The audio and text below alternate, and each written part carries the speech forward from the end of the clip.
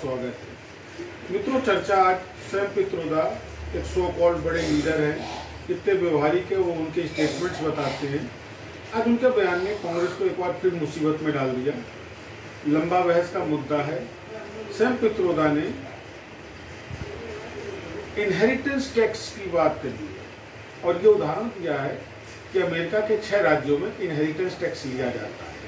Inheritance tax माने कि मृत्यु उपरांत संपत्ति का 55% भाग जो है वो सरकार ले लेती है। लेकिन सैम पित्रोदा ये भूल गए कि वो अमेरिका है, ये हिंदुस्तान है। हमारी सनातन संस्कृति की अपनी कुछ व्यवस्थाएं, और चूंकि सैम पित्रोदा को सनातन से कुछ लेना नहीं, कांग्रेस को सनातन से कुछ लेना नहीं, कांग्रेस तो आज भी किस सिद्धांत पे काम कर रही स्वयं कांग्रेस के नेताओं को नहीं मालूम। लेकिन इस तरीके का बयान करके सैम पित्रोदा ने ठीक उसी प्रकार एक मुसीबत कांग्रेस के लिए खड़ी कर दी जिस तरीके की मुसीबत आए दिन मणिशंकर अय्यर या दिग्विजय सिंह या कांग्रेस के अन्य नेता जाते जाते कर जाते। मित्रों, सवाल ये उठता है कि जिस देश का बहुसंख्यक सनातनी है, जिस देश की व्यवस्था सनातन संस्कृत पर आधारित है, सैम पित्रोदा जैसा एक गैर सनातनी व्यक्ति जिसको हकीकत में सनातन के सा की जानकारी नहीं है, वो अपना ज्ञान मंडन करके क्या सिद्ध करना चाहता है? क्या ऐसा नेता स्वीकार होना चाहिए समाज में? सैम पित्रोदा को खुद नहीं मालूम कि उनके अपने कल्चर्स क्या है।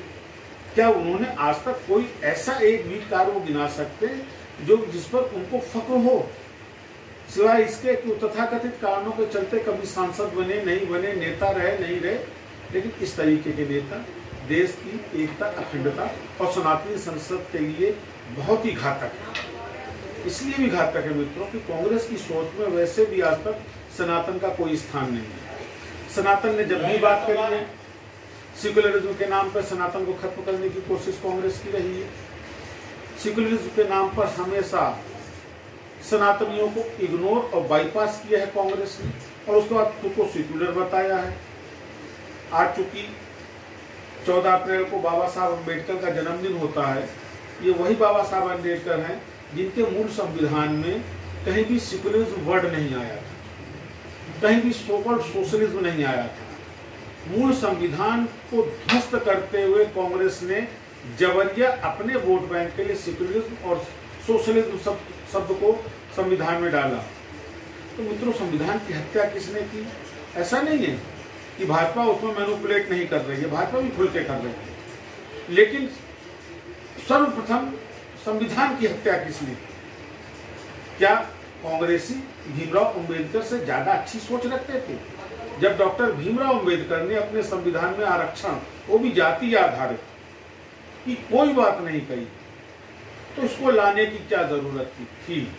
क्योंकि कांग्रेस को समाज बांट करके अपना वोट बैंक खड़ा करना। हालांकि इस आरक्षण से आज तक दलित समुदाय का कोई हित नहीं हुआ, राजनीति जरूर हुई। कांग्रेस के बाद मायावती के बाद तथाकथित कितने संगठन ऐसे बने जिन्होंने दलितों की राजनीति पर उत्थान नहीं किया। ठीक उसी तरीके से जिस तरीके से इनहेरिटेंस टैक्स की बात करके अमेरिका की तुलना करने वाले एक अव्यवहारिक तथाकथित नेता कांग्रेस के सैम पित्रोदा ने और कुछ नहीं किया, स्पष्ट किया कि कांग्रेस की सोच में सनातन कहीं से भी फिट नहीं बैठता है। ये अमेरिकन थॉट रखते हैं, ये इटालियन थॉट रखते हैं, ये इस्लामिक थॉट रखते हैं, नहीं रखते हैं तो सनातनी थॉट नहीं रखते हैं। इसलिए मित्रों, आने वाले चुनाव में गौर करिएगा ऐसे नेताओं पर जिनके थॉट में आप नहीं है, आपकी संस्कृत नहीं है, या संस्कृत की आड़ में छल है, क्योंकि ये अंग्रेजों से ज्यादा नुकसानदायक लोग हैं।